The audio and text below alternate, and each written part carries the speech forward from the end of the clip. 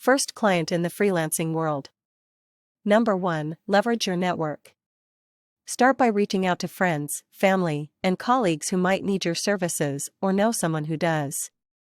Number 2. Attend industry events and networking meetups. Make connections, introduce yourself, and showcase your skills. Number 3. Build an impressive online portfolio.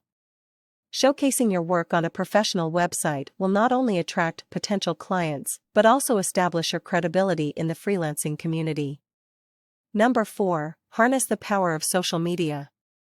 Utilize platforms like LinkedIn, Twitter, and Instagram to share your work, engage with potential clients, and join relevant online communities. Number 5. Offer introductory discounts or incentives. Everyone loves a good deal. Providing a special offer for your first client can help you attract attention and build your reputation.